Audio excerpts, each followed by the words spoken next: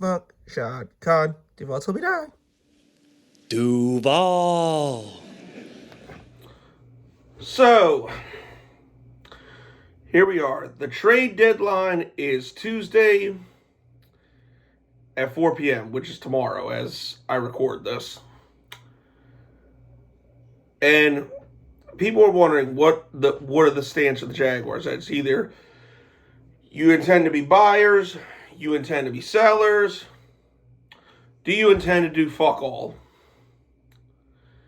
And I think given everything with the Jaguars winning last night, being 5-3, and just their overall state of the franchise, I think they have to be buyers at the deadline. I feel like James Gladstone has been aggressive enough to where I think the Jaguars will at least do something. Now, what could that something be? Well, actually, first, I know there are some people that will argue, maybe just stand pat, build for next year, blah, blah, blah, really turn yourself into a contender with the draft picks you have. That's kind of not the case. The problem with that is you'll have a first-round pick next year. So what could you possibly want to build when you don't have your most valuable pick going into next year's draft? And this really didn't start with James Gladstone. I only partially blame this on him. But it could have been so obvious for a couple reasons of where the Jags could have went in the draft and kept a first-round pick. Couple different directions, which are kind of needs on the team right now. I would say, I would love to bring a new left tackle in, but unfortunately the Jaguars can't do that. And to examine why, we got to go all the way back to towards the end of last year. At this point, the Jaguars suck. And we have Cam Robinson and Walker Little both still on the roster. Now, I agree it was time to move on from Cam Robinson. The fact we got anything for him it's honestly a miracle. Right now, I think he's either a backup on the Texans or he may have gotten cut by them. I don't know. But point is, his career's not doing too hot right now. So then we trade Cam Robinson. We got Walker Little in a contract here. We figure, all right, we're going to ride this out, and we'll be in a prime spot to get Will Campbell and the tackle out of LSU. That would obviously be the pick. So what does this idiot Trent Baalke do? He gives Walker Little a 3-year extension like he's going to be here the next 5 to 10 years. And this is why I haven't got rid of the clown emoji with Shad Khan at the beginning of my videos. Because if Liam Cohen didn't come here and say, I'm not coaching with this motherfucker, if Shad Khan didn't for once do the right thing and side with Liam Cohen, fire that piece of shit, Trent Baalke would still be here today, and we'd probably have Robert Saleh or some stupid shit as a head coach, which looked like that was going to be the direction we were going. So, that motherfucker's hand was forced, basically. But if it wasn't Trent Baalke, he'd still be here. So now, even though Walker Little's contract isn't immovable, it's still kind of, we're stuck with him for a couple years. And you guys know how I feel about Walker Little. Walker Little fucking sucks. I'm tired of him. He sucks. I'm watching him try to block Max Crosby and just go, what the fuck is that, dude? I can't wait till this piece of shit's off the team. So, we got obviously had our bookend left tackle right next to Anton Harrison, and we would have been set on offensive line. So that took that off the table. Then I wanted to pivot to Ashton Genty. We don't say now. Granted, Travis Etienne's having a bounce back year, but Travis Etienne's also in a contract year. I hope we keep Travis Etienne, but I don't know that we are. It sucks to think about, but we could have. But had we drafted Genty, we already traded Tank Bigsby to the Eagles. We could have did Etienne too and accumulated more draft capital. But that, of course, didn't happen. And I'm going to talk about receivers in the trade market to begin with. You had one sitting right there with Teteroa McMillan, and he is killing it in Carolina. You could have had him.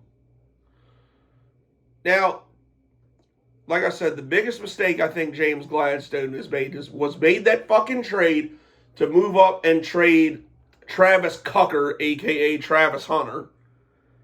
And why more people aren't talking about this, I will never figure out. But dude has not lived up to the price of giving up a first-round pick for it. Like, he hasn't. He hasn't. So Gladstone went a little too aggressive with that one, but that's water under the bridge now. Unfortunately, we have to give Dickhead a chance, but the point is, our last year's draft and this year's coming draft pretty much got invested in Travis Hunter. So the point is, the Jaguars are kind of in a position where they gotta win now. Like, they have to be good this year because Cleveland holds our first round pick. So luckily, they're at least in contention, but this is where I argue. You accumulated a lot of draft picks, which is a good thing.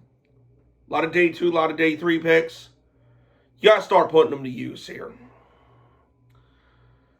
Now, I'm not even going to entertain the idea of that some idiots want to trade Trevor Lawrence or that stupid bitch Diana Rossini who thinks the Jaguars are going to trade Brian Thomas with no credible source whatsoever, and Liam Cohen even in a press conference saying that they're not going to trade him. Like, people were really wondering why I didn't make a video to that. Like, until I hear someone from within the team say they're looking to trade Brian Thomas, I'm not believing it. Because we've seen this same shit before, not even just with the Jaguars, but with a bunch of teams. Now, if you'd asked me 3 weeks ago if the Jaguars should trade for a corner, I would have said absolutely. Like when the whole Tyson Campbell and Greg Newsome trade happened, I was thinking they were gonna I was thinking, they'd get Greg Newsome but keep Tyson Campbell or try to go get Denzel Ward. Like, I would want another corner here. Honestly, now I don't think so. Reason being, Greg Newsome's playing better. Like, the only knock I think I could really think of him from this game was, the insane first touchdown catch that Brock Bowers made, which you go back and look at it. I mean, there's really not much more Newsome could have done. Like, that's just an insane catch. So, got to give that a chance. But the biggest reason I say this, Montaric Brown's been balling. Like, I truly think Montaric Brown is the best cornerback on this team. Ever since he's come back into the lineup and has gotten more playing time, he's been very good. Like, and Jordan Lewis, hopefully he's not out for a significant amount of time, but Montaric Brown, I think, should be CB1 going forward. Like, because you notice when he got the interception last week, they didn't throw to him at all after that. So, I think cornerbacks, I wouldn't be mad if we made a play on a cornerback, but I really don't think we need to. Because, of course, Travis Cucker is going to come back and play some cornerback too. So, there's that. I think we're pretty set there. At least for this year. Safety, on the other hand, that could use some work. Because Dewey's slowly but surely making his way back to my shit list, and goddamn, Eric Murray's been okay, but he's also hurt now too. And I've about all but given up on Antonio Johnson. I think he's going to be like a third rotational safety throughout his career, but that's pretty much it. I don't see this guy being a long-term starter in the NFL. But, however, the Dolphins are shopping Mika Fitzpatrick. Go see what they want for him. That would be a good addition there. I don't know if the Cardinals would still trade Budda Baker. See what they want. Call them. See what they want for him. To try to make something like that happen. And then we move to the defensive line. Now, before like the whole Trey Hendrickson, I would have been out on Trey Hendrickson, but lo and behold, Trayvon Walker, a guy who I've praised a lot, but I'm going to give him some shit here, made one of the dumbest decisions I've ever seen in my life and punched the Raiders dude in the side of the head. And he got ejected for it, which likely means a suspension is coming. Now, it's not a guarantee that he will be suspended or be gone for a long period of time, but it's a possibility. So you might need another guy, and it wouldn't hurt to have a third pass rusher. Now, with Trey Hendrickson, I don't think that'd be something long term.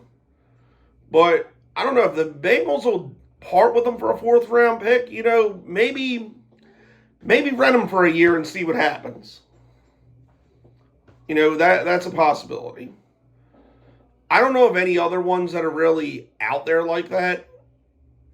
Maybe there's one that I'm not thinking of. I'm not sure.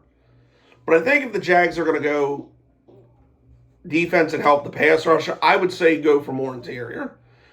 I'd say call the Giants, see what they want for Dexter Lawrence, or call the Jets, see what they want for Quinnen Williams. Get some interior pass rusher help there, because Manuel Agba, Eric Armstead, they ain't it, and I don't think they'll be here next year. So if you trade for a guy like Quinnen Williams or Dexter Lawrence, you can trade them and extend them, and you know those guys can kind of be off the roster. Yeah, I think out of everything, that might be the most likely thing to happen. Now we shift back over to offense. I think people are panicking about Brian Thomas a little too much right now. I think, you know, he's got some shit to work through, and he was hurt last week. He'll be fine and get back to it.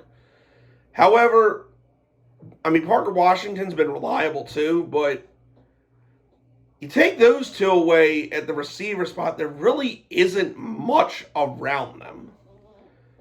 Yami Brown, I'm not impressed with at all. And, you know, Travis Tucker, he'll make like one big splash play per game, and that's it.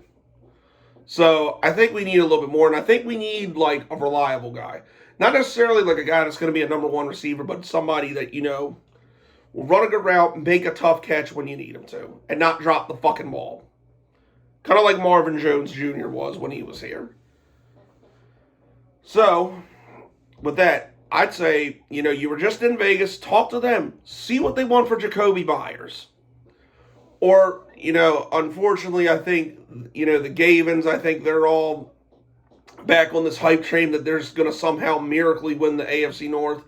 But if they're willing to sell, call them up, see what they want for DeAndre Hopkins. I think, you know, D-Hop wants to play for a contender, so like maybe try and get him. I think a veteran presence like that would be great for this offense.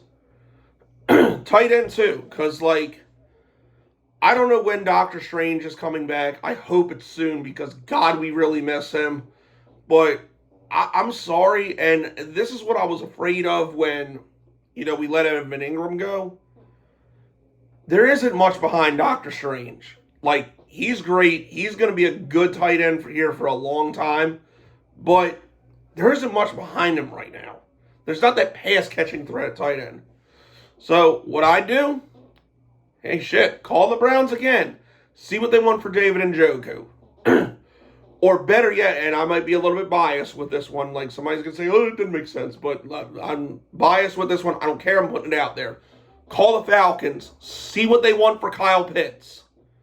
Get somebody like that. Get a threat at the tight end spot that can help Trevor Lawrence out. Like, I know it's probably not going to happen, but I would love to see Kyle Pitts get the fuck away from Atlanta and come here. I mean, just some potential moves you can make. You can make one or more of those moves. I don't know. I just think the Jags should be aggressive at the trade deadline. They really try and, just go all in on this year, because there's really not much you're going to be able to do in the draft without a first round pick. That's just the reality. At that point, especially if the second round pick is late, you're pretty much banking on hitting on late round picks. That's pretty much what you're doing. So, I don't know. Now let me know, but now at this point, those are the names I'm throwing out there. There could be others. There could be someone you want. Do not throw fucking Arden Key or Calvin Ridley, because you deserve to be slapped for even suggesting either one of those two sacks of shit. One, Trashville ain't going to trade them to us, and two, I don't want either one of those cancers back in this locker room. So, anybody else you guys can think of? And I also heard, Romeo Dobbs are calling about him. Just people like that. Anybody else y'all can think of, let me know down in the comments if there's anybody I missed. But that's kind of my thoughts of where I'm at with the trade deadline situation. Let me know what you guys think, who we should go after, or should we not do anything? But let the waiting and Twitter watching game begin, because we're gonna be doing this shit till 4 o'clock tomorrow. But that's it. That's all, people. It's been your boy Jagging Off. Go Jags. Do Volta La Da.